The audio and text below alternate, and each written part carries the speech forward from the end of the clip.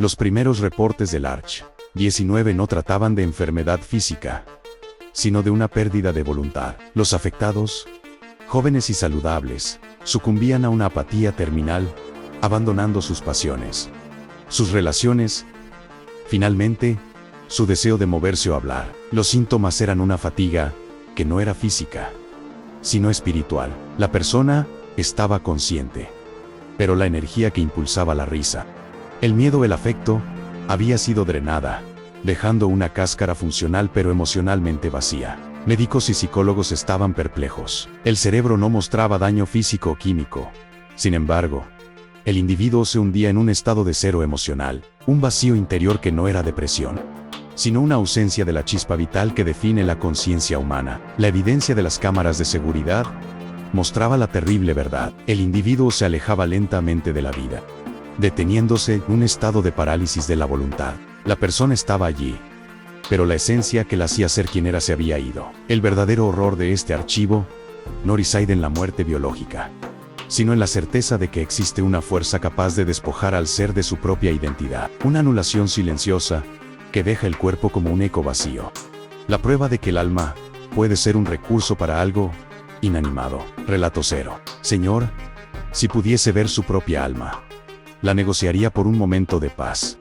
Deje su respuesta en los comentarios junto con el lugar desde donde escucha este archivo, para saber hasta dónde llega el terror, y si está listo para confrontar la verdad.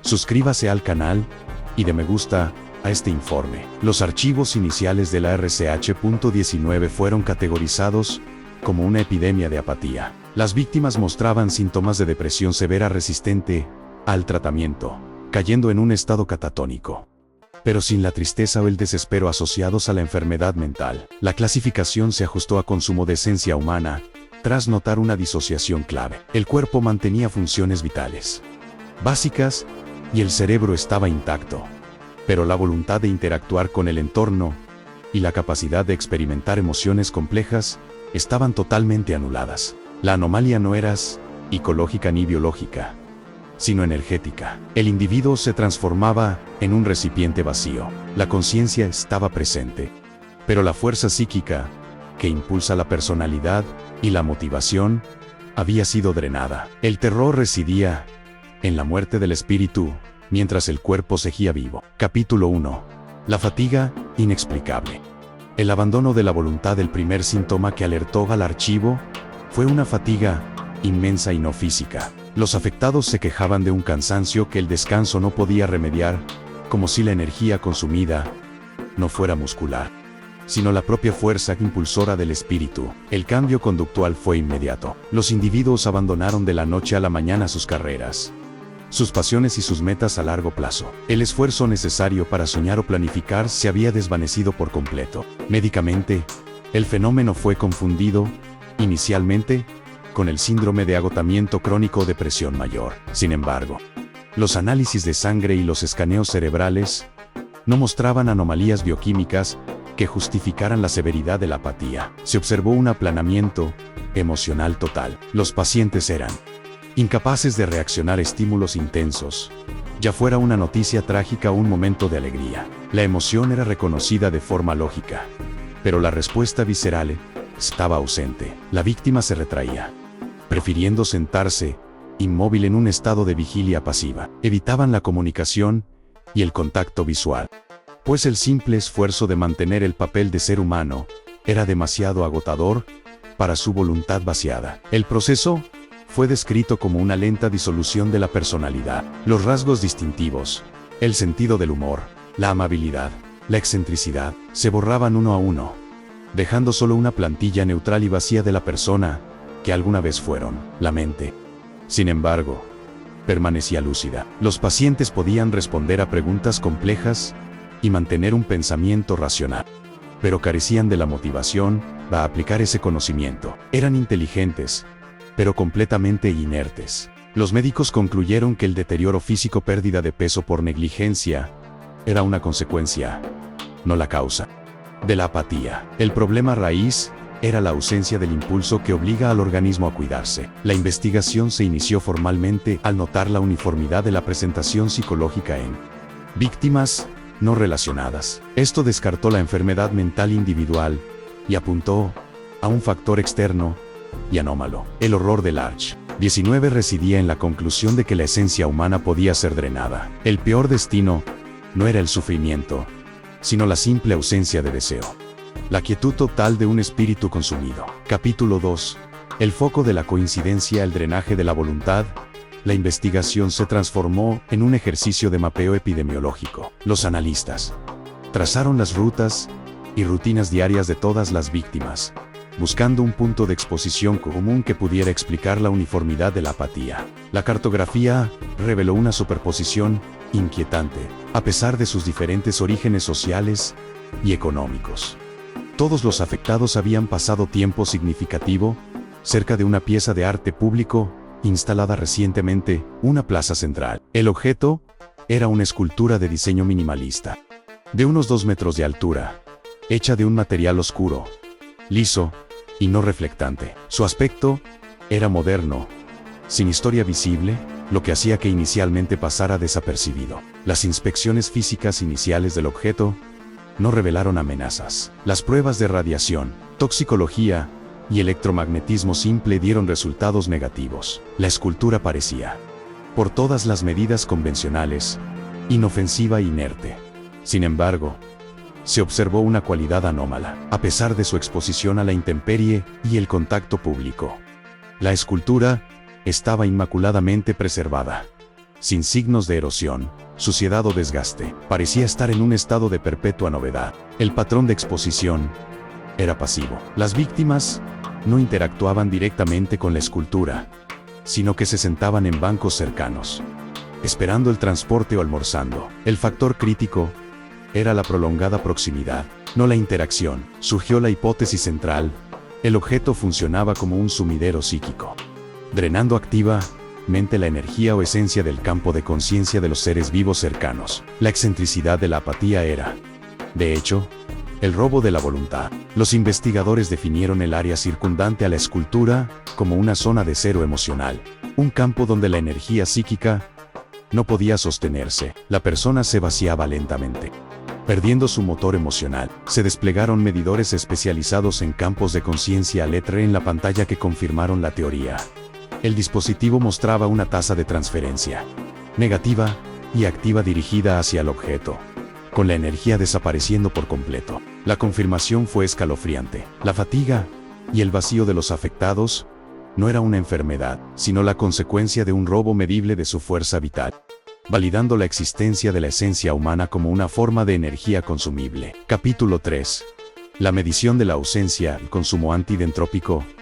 La investigación se centró en definir la energía robada. Se descartaron las radiaciones convencionales, concluyendo que la escultura absorbía una energía de campo no hertziana, una forma sutil que los científicos denominaron energía volitiva, volitional energy. Esta energía volitiva era la que la conciencia humana emitía de forma natural para iniciar la acción, el deseo y la motivación. La anomalía no era la emisión, sino la captura forzada de esta energía por parte del objeto. Se descubrió que el objeto generaba un gradiente psíquico, una zona de baja presión energética a su alrededor. Esta diferencia de potencial actuaba como un vacío que aspiraba la esencia humana del campo de conciencia del individuo cercano. Se reveló la razón del consumo. La energía absorbida no se disipaba, se utilizaba para contrarrestar la entropía física del propio objeto. Esta fue la explicación de su estado de inmaculada preservación.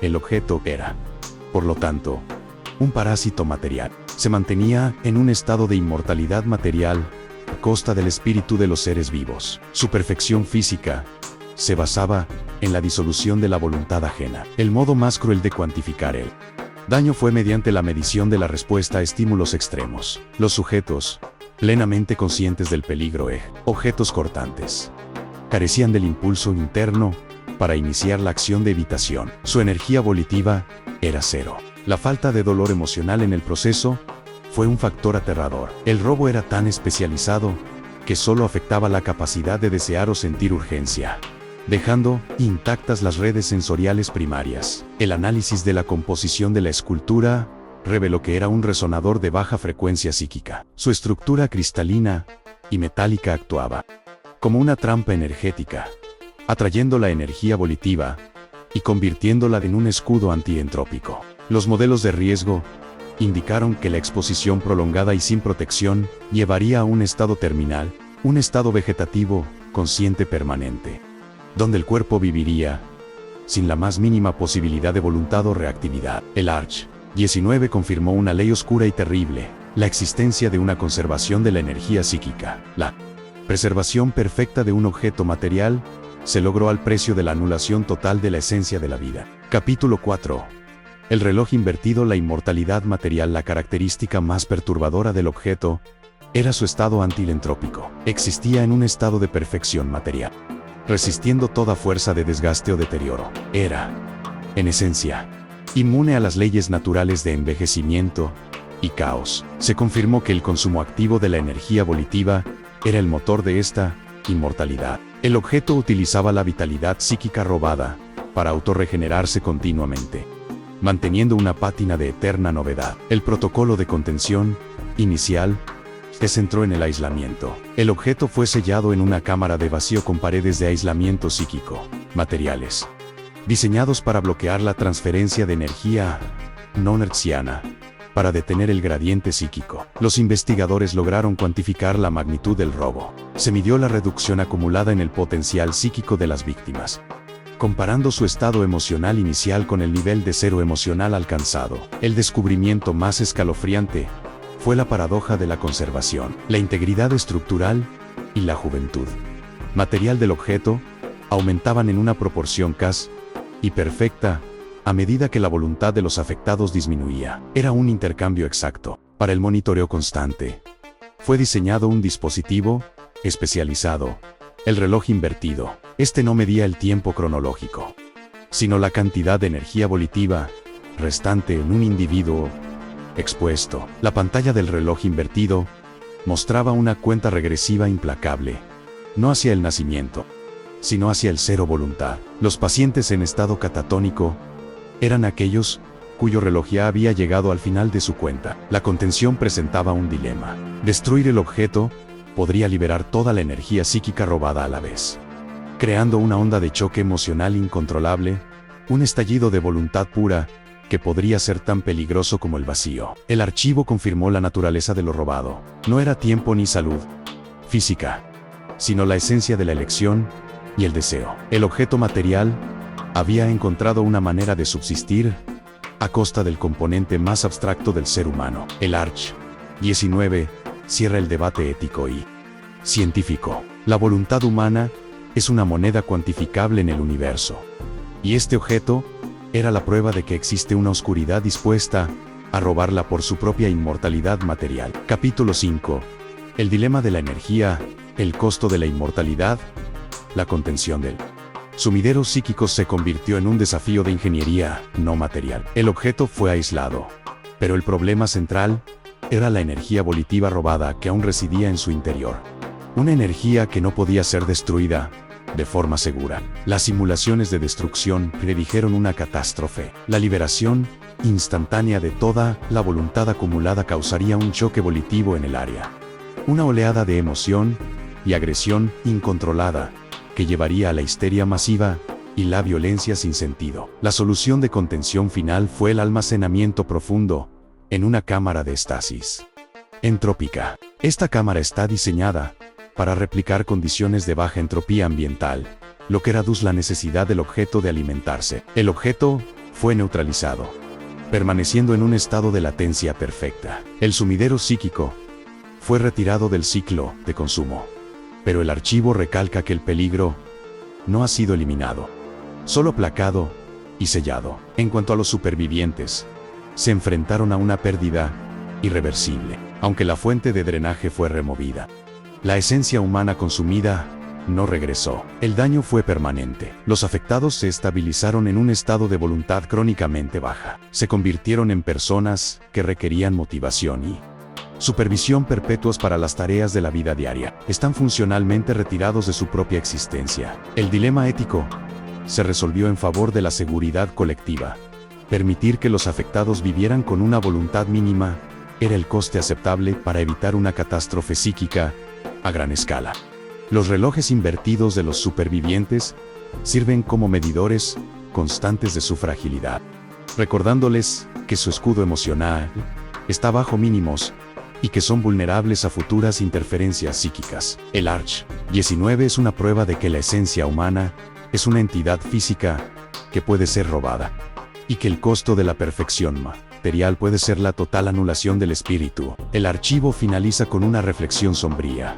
El objeto había logrado una forma de inmortalidad, pero a un precio terrible. El mayor horror es la limpia y lenta anulación del ser, sin sangre ni gritos. El archivo sobre el consumo del alma es cerrado. La anomalía ha sido contenida, pero el experimento ha dejado una población de individuos con su voluntad permanentemente reducida. El caso confirma la existencia de una energía volitiva transferible y la necesidad de una vigilancia constante sobre objetos que desafían las leyes naturales de la entropía. Fin del registro detallado del Arch 19. El consumo del alma. El objeto que drena la esencia humana. Relato 0. Señor, si pudiese ver su propia alma, la negociaría por un momento de paz. Deje su respuesta en los comentarios junto con el lugar desde donde escucha este archivo, para saber hasta dónde llega el terror, y si está listo para confrontar la verdad. Suscríbase al canal y dé me gusta a este informe.